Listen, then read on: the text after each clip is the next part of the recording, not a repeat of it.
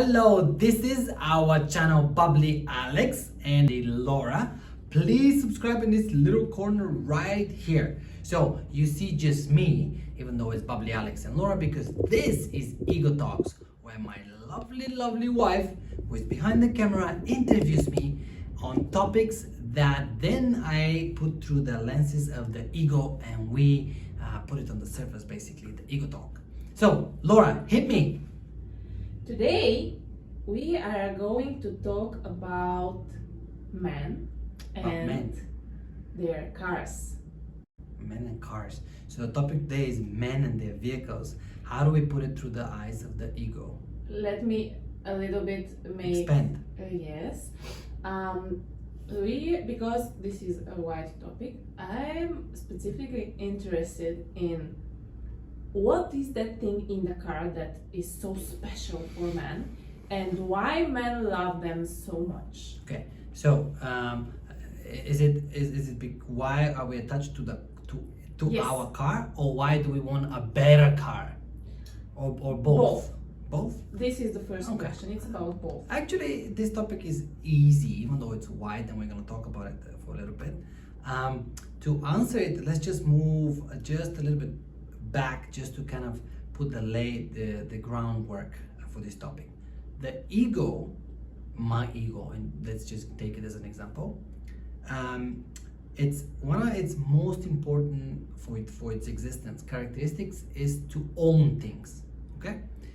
If I can take you back just when you were a child, I actually remember some of those moments where you owned the first items in your life. They were toys, right? Like whether it's a little girl or a little boy, I owned some toys, right? Car toys, books maybe later, but I owned things from very little age. And I labeled them, because that's what I was told, as mine, okay? I might have had 2 car toys or soldier toys or Lego toys, whatever they were, but they were mine. They were Alex's toys. Actually, some of those I actually wrote my name on it. So how much more can this be a better example, or I don't think there is a better example to clearly illustrate how the ego from a very early age is right there, right? Because you put a name. I label it as mine and I put a name. No one has a right to it. It's mine. And I think I can bravely say that mine and my are the words that the ego loves the most, right? And so imagine or even remember when somebody took your toy, okay? Either they broke it or they took it, they didn't tell you, or they wanted it, or you couldn't have it because you were punished by your parents. So all of a sudden, what is mine, I can't have, or somebody else is having it, and I break down, right? The ego suffers when it cannot have its own things. But on the opposite, if you get a bigger toy, or you get a shinier toy, or a newer toy, the ego gets bigger and more inflated and happier, right? My toys are bigger, better, and now I am bigger. So what I'd like you to do is to see the connection between having things and the ego. The more things you have, the bigger your ego is. Or it's a mental image, of course. You don't become this big physically. But in your mind, the more I have, the more I am. That's how the ego perceives itself. And so now, very easy if we translate that to a car, right? It's the same thing as having a toy and a child. So my car is not just a car, it's my car. So these 2 words together is very different than just a car or just mine. My car becomes part of my identity, and the ego identifies itself with the things it's own, remember?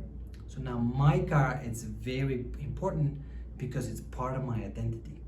And the shinier, the bigger, the faster the car is, the bigger, the shinier, the better my ego is. So it's very much identified. And then we stretch it a little bit more, because there's another guy whose ego thinks the same way.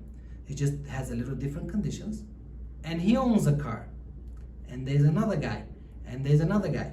So now when I walk out on the street and drive out my car, which the ego associates with, because you drive what your ego sees itself as. right? If you deserve this car, you're gonna be having the life will happen so that you have this car as an expression, right? And so the ego then compares itself with every other ego. Oh, my car is shinier or bigger or smaller or older or newer or more expensive or faster or slower or electric or non-electric. The ego can compare and compete on so many levels, right? And the point is, I'm better than you, or you're better than me, and I gotta catch up. So the other ego and that car makes me even feel better, either better because mine is better, my car, or worse because, oh, look at this guy, he's got a better car than me. Okay, can I interrupt a little bit and ask you a question about the things that I'm interested in? Please, about ego.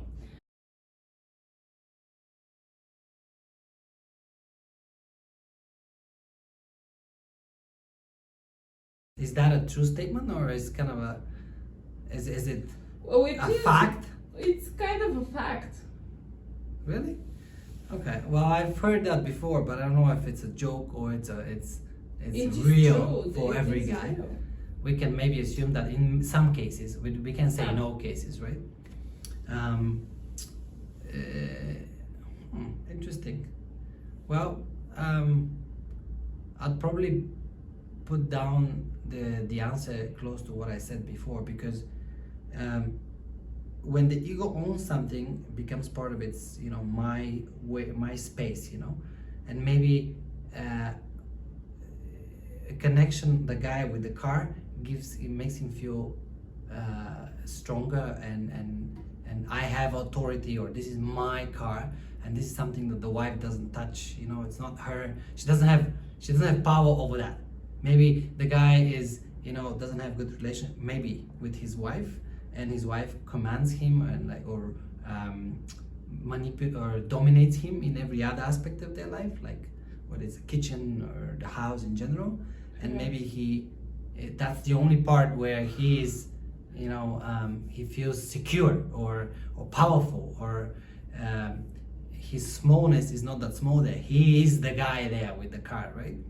And maybe when it comes to the car, he's so sensitive because it's his own thing. That's the last part where he has power, and then he shows his authority when it's the topic about car. You can drive my car, don't touch my car, don't eat in my car, right? These are things, they're very, you can see that if you remove the two-letter word my, it wouldn't matter, right? The guy says, so let's say you and I, or if I was that guy, and we drove in my car, and you ate in my car, and you made the mess in my car, then I get mad, as an example. I don't, but if I was that guy, right? I care less. But if those same people, the guy and the woman, go to ride with another family, right? In somebody else's car, so it's not my car anymore, it's someone else's car, and you eat in that someone else's car and you make a mess, then the husband doesn't feel bad, just because there's no my. You see how? So you can do it in somebody else's car because it's not my car. So here's a good example. I don't know, did I answer your question about Yes. Okay, what's next? Okay, so thank you for that awesome question, because I like electric cars. I hope I don't come up. You love them. I You love don't them. like them. You love them. I do love them. I hope I don't come up as an ego on that topic though, right? I do love electric vehicles. I do. Do I fight about it? You are ready to fight about it. Really? I thought I was managing that pretty good. Anyways, tell about the egos that like electric cars. Okay, so the egos that like the electric cars, in general, when we talk about individual ego, you can also talk about social ego or group ego or country ego if you wish. And in social ego, that individual ego is multiplied. And it's very clearly see as an example when you have a group of people supporting one team, football team, hockey team, and a group of people identifying themselves or supporting another hockey team. These people who can live in the same city or same country can hate each other to the bones because they support different teams. Yet they could live in the same building, the same neighborhood, obviously speaking the same language and carrying the same flag of one country, let's say, or even living in, as I said, in the same building. So you can see how powerful it is identifying yourself with a big ego, like the group ego that has a label, right? Because without identification, remember that sentence, if you don't identify yourself with something, there's no ego. And there's no pain, by the way. No identification. So, example, if I'm not identified with my local team, if the team loses, I don't suffer. I'm not mad, and my day and week is not ruined. I'm not identified with the team. I could like hockey, right? And enjoy hockey, so whoever wins, I enjoy the game. But you can see that identification hurts. The same goes with electric vehicles versus non-electric vehicles. Okay, there's one group that like and another group that are against electric vehicles. The group that identifies as we love electric vehicles and they are the future and they are the change and they clean food energy, etc., etc., etc., right?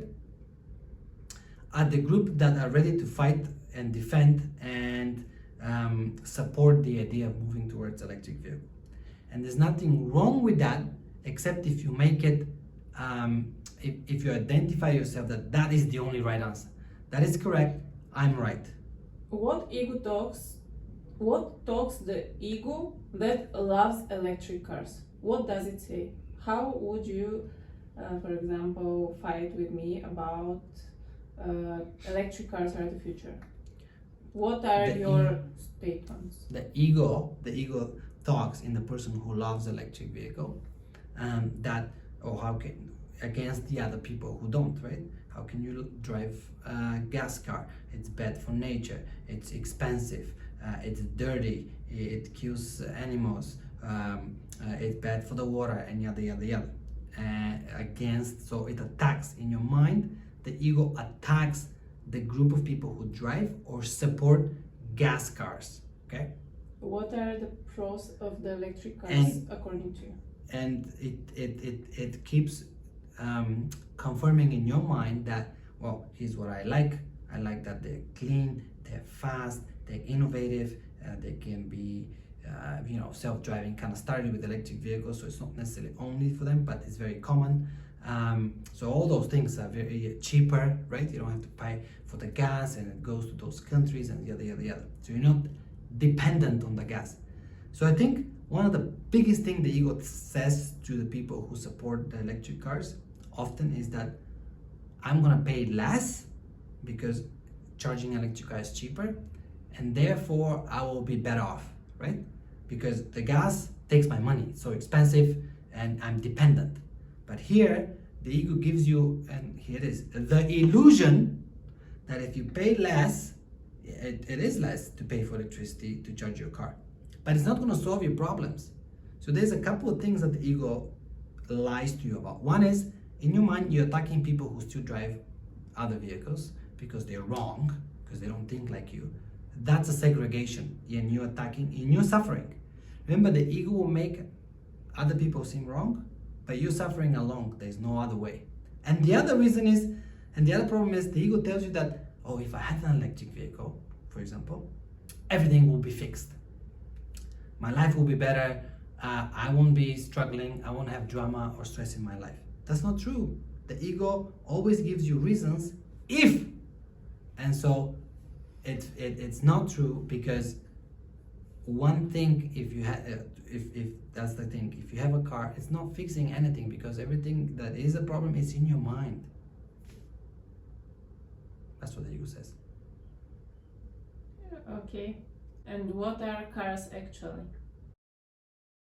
What are electric cars actually? Cars in general. What is the car? The car is broken down, it serves a need, right? Yes. Okay, it takes you from place A to place B. And depends on what you need, or transporting things. It's a tool. It's not good, bad, it serves a purpose, and you use it.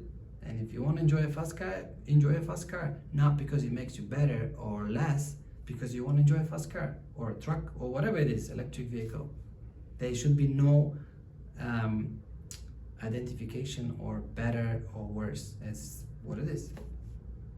Okay, and to sum it up. To sum it up, all right, this was Ego Talks, and Laura hit me with a question about electric vehicles, connection between guys and vehicles, and electric vehicles and regular vehicles. And I hope I answered her question through the ego mind. Anyways, so I hope you enjoyed it, and give us some topics, or to her anyways, via comments, and let's see what we have next week for Ego Talks, topic that I'll be surprised with. And until then, remember the most important thing: don't struggle. Bye.